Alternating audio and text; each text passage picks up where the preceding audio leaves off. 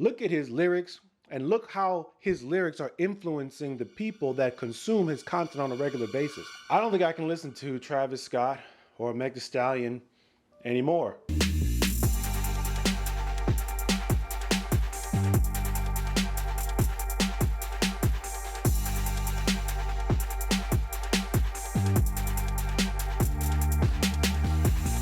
What's good? It's your boy Zachary Carroll, aka Pastor Z, and this is Christian Hood Talk, where we help you apply the Bible to all of life's craziness. Go ahead and hit the subscribe button down below. We're on the road to 500 subscribers, and we need your help. I had another video planned to get out today, but given the events of this past weekend, I have to comment on this. Travisscott recently had a concert where everything went horribly wrong. There were about 8 people that died, I think some of which were children, and about 20 people are in the hospital because the crowds were so packed. People were passing out and people were trying to tell Travis to stop the show because people were getting harmed, people were getting hurt. There were people in the crowd doing what's called needle spiking. It's a phenomenon that started in the UK where people literally take a syringe and stick in people's neck some sedative to make them at least, I guess, more agreeable, or basically to pass them out. Like, people were getting sticked in the neck. A security guard got needle spiked with a drug that made him pass out. And Travisscott, whether, I don't know if he was sober enough to even understand what was going on, just kept the show going. And that's what contributed to more and more people dying. And also Meg Thee Stallion, I'm gonna put a picture up on the screen. She recently, a couple weeks ago, came out with a song called Eat It. Oh my God. This woman is literally dressed up like the devil, singing, rapping about encouraging people to sin. I get it, I get it. You're gonna say, oh, it's just a Halloween thing and da da da da da da da da blah, blah, blah, blah. She's literally dressed like the devil, encouraging people to sin.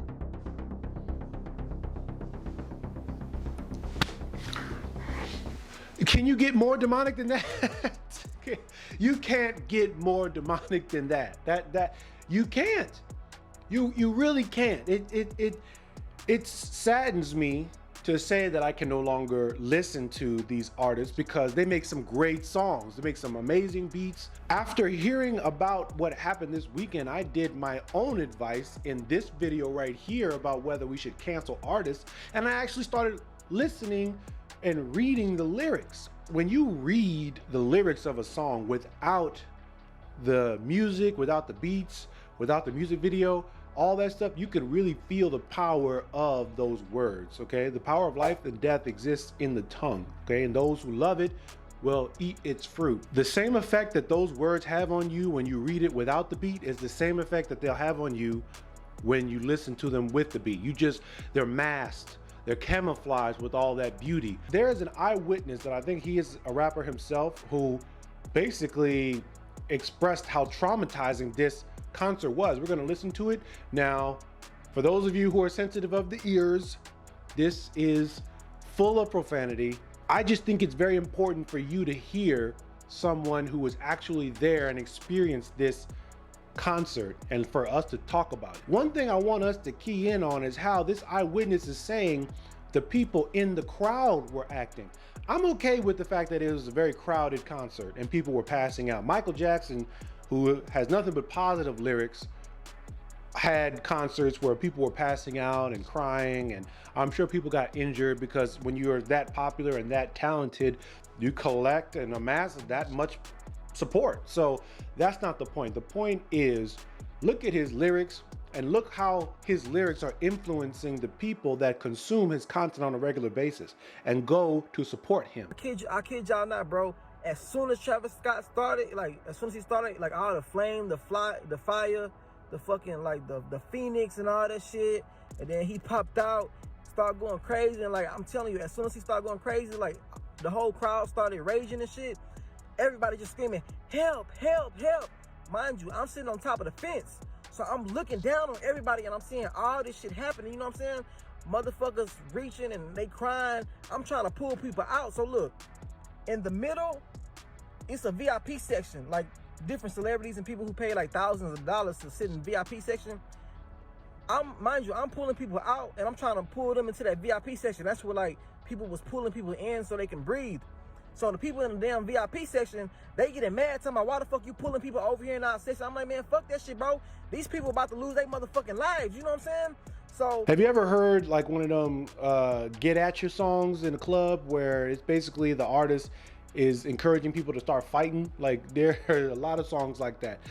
It just inspires such an aggression in people that you don't even and I remember when I was younger and those songs would come on, or even if I'm now in the gym and those songs come on, they really inspire me. So a lot of anger and aggression.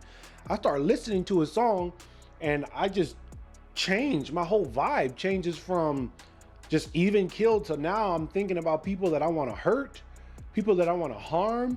This is what the effects of some of these songs can have on your spirit, on your soul. And he's saying that he was in VIP and he saw, in the midst of this craziness, he saw people being harmed in the crowd that weren't in the VIP section. He was trying to bring them into the VIP section, and the people that were already in the VIP section were hitting them.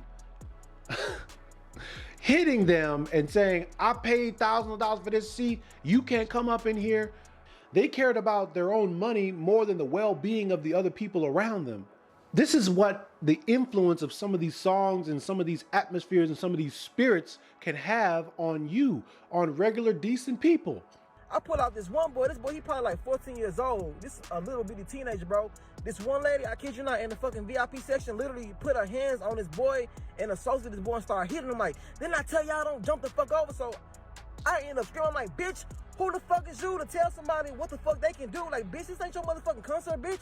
Don't nobody give a fuck about what motherfucking ticket you paid for. Like, these people need some fucking help. So I'm helping people, I'm pulling people out. And like, it just felt like we was like literally like in fucking hell, bro. Like, it felt like we was in a concert in hell. You couldn't breathe, you couldn't see. Like, just imagine all the people they gonna find tonight who was in that crowd, who nobody could see, who nobody could hear, who passed out, and everybody was just trampling on top of them the whole fucking concert. Like, I'm thinking it's probably gonna be like at least 100 people who dead tonight. Like, I kid you not. Like, in the VIP section, it was so many bodies laid out. People was getting pulled out who was fainted, and the medics were trying to give them CPR, and they was flipping them over, and like they was literally turning them black and blue. Like, I never seen death in my fucking life, bro. Just by me alone, it was probably like 10 fucking people laid out dead. And like, once the medics tried to help them, they wasn't responding. They moved to the next person. It was nothing they could have do. Like, this shit really fucked me up and like really spooked me tonight. Like, that was like some demonic shit. Like, and what was so crazy, like, people were screaming help, trying to tell Travisscott. They was like, help. The whole crowd was just going like, help, help, help. And he just kept going, bro. It was like, that shit was scary, bro. It was so demonic, bro. And mind you, y'all see the type of music I make.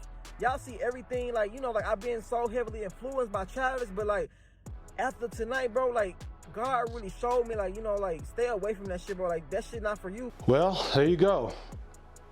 In the midst of the evil, God spoke to this man. I don't believe that Travisscott or Meg Thee Stallion are actually evil in and of themselves. 2 Timothy 2:26 discusses how, as the Lord's bondservant, how we should deal with those who are opponents of the gospel, people who do not believe in Jesus, and that we should be kind to them and able to teach and patient with them.